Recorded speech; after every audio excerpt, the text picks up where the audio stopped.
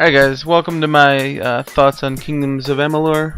Little tired actually. I've been playing this game for quite a while.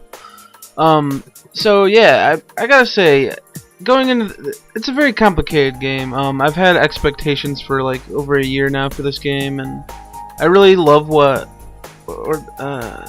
can't remember the developer name. Sorry, Big Game Studio or Big Dude Studio. I can't remember. I'm sorry. But yo, this game, I've had mixed feelings over the past couple days about it, but ultimately I did enjoy it. I did enjoy it quite a bit. So it took me 35 hours to beat on hard mode. You gotta understand, this is pretty minimum stuff though.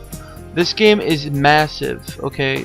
This game poops on Skyrim, okay? Like, there's so many caves, there's so many areas to explore in this world. It's really huge.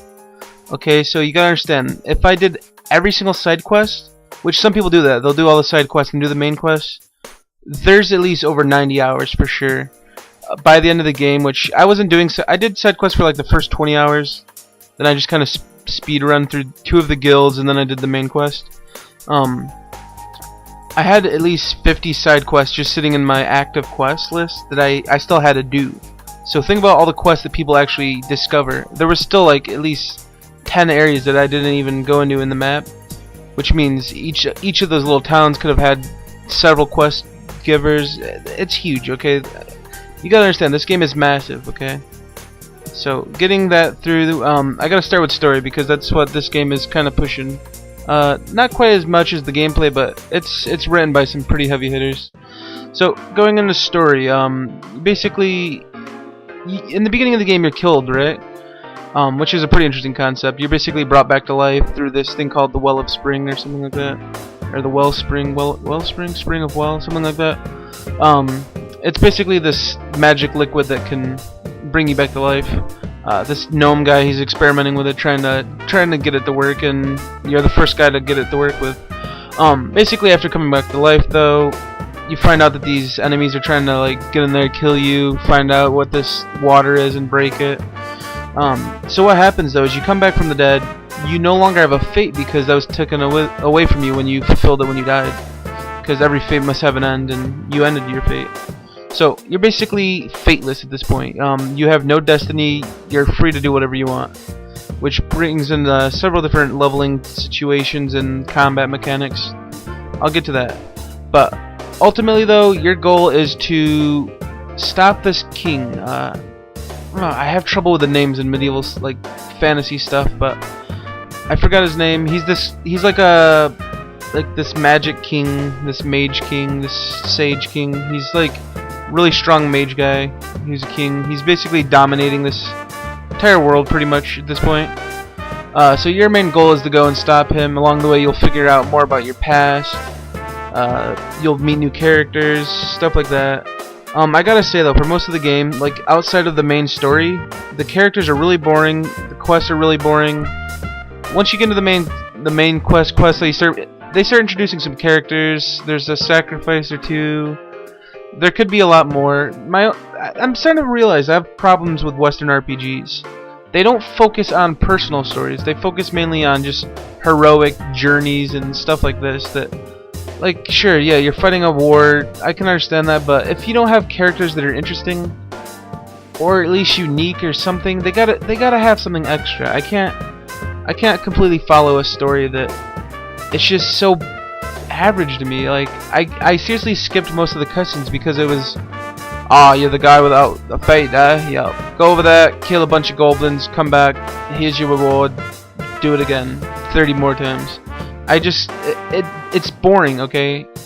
Alright, so just guys, come on, work on the story. Follow Dragon Age. From Dragon Age 1 and 2, those games were perfect examples of fantasy storytelling. You know, the first one was pretty serious. Second one, they were able to introduce more characters that were comedy based. There were some serious characters. It was good stuff. The voice acting wasn't all just pure fantasy, stupid voices. It was good stuff. So please, learn from Dragon Age, okay? Just please. So story I will approve of though, just because the lore is so huge in this game. There's so much stuff involved. I will say though that the quest, What the fuck? No, don't just copy fantasy, dude. You guys are famous writers. That doesn't mean copy all the shit that you've written before. Just you've got to study stuff, man. You got to make characters. You got to make stuff that appeals to people. Like maybe some people do just like the generic slay these guys, go kill some kobolds, go kill some orcs. That's boring to me, okay?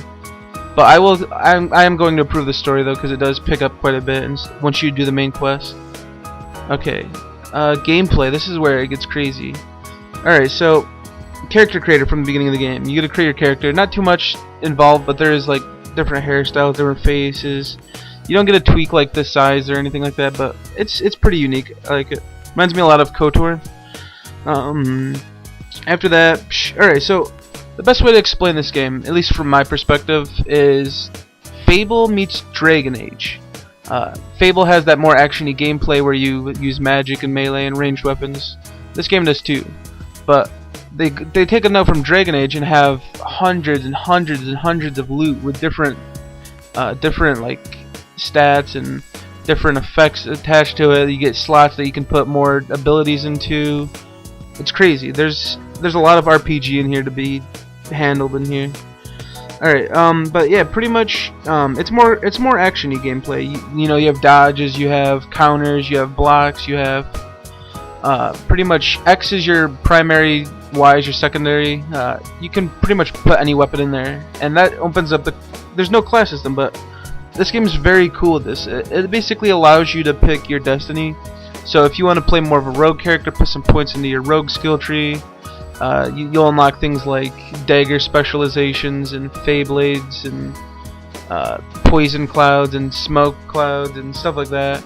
But if you play as like the warrior type, you can do more like more damage with heavy hammers and heavy axes, stuff like that. Each of these skill trees have a lot of abilities in here. There's so much stuff, and to top it off, you can actually specialize in a hybrid of those. So you could go like, okay, I like healing spells, so I'll go with some of those. I'll go with some stealth abilities, and then I'll have like a hammer. It's crazy. What I'm trying to say is the class system. There's so much you can do with it. It's crazy. The gameplay itself, though, on hard mode, it wasn't too bad. Just constantly dodging. It's pretty much reflex based. You do get better at it, but not too much. But okay, I'll just go through a quick list of features that I thought were interesting or stuff like that. All right, so they've dispelling and lockpicking. Lockpicking is pretty similar to Oblivion or Skyrim or Fallout. You basically wobble this little key in the door and you get in. Dispelling, on the other hand, though, I love this part of the game. Certain chests will have spells on them. You have to dispel them by basically you'll have like this little circle menu. Each have like little circles, like little runes. You basically have to click on. Only problem though is your selection thing is spinning around really fast. So you have to kind of tap tap tap tap, like get them really fast. It's really interesting. I'll try to show gameplay for that. I like that though. Just like the Elder Scrolls series, there's guilds. I forgot all their names, but you have like the Travelers, which are like thieves that are traveling around the world. Then you have the Warsworn, which are like mercenaries, stuff like that.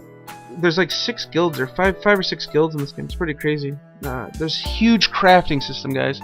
I can't stress this enough about offline RPGs, but you need a really deep crafting like system. The world just littered with what am I trying to say? It's filled with so many plants that you can harvest for your alchemy, and you'll find different weapon parts that you can break down into components, and you can build your own weapons. You can get gems that can be used to enchant your weapons, and there's just so much to this. You can really spend hours and hours and hours just farming stuff and building stuff.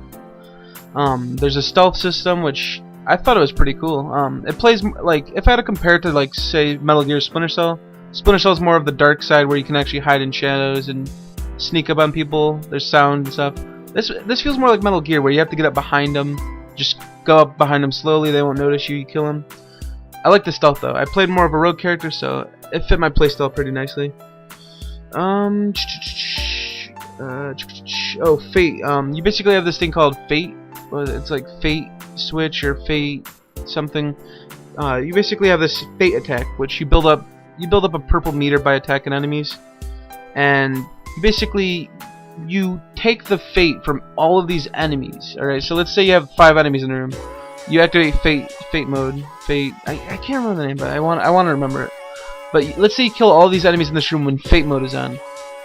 You'll have a quick time event where you basically just have to mash a button a lot, and then you'll get double experience or 75%. It goes up to basically double experience, and it basically takes all of that experience, puts it into this multiplier, and gives you a ton of experience. That was really interesting. Aside from just button mashing, it switches from like X, A, Y, B. Just it's pretty simple, but I like it.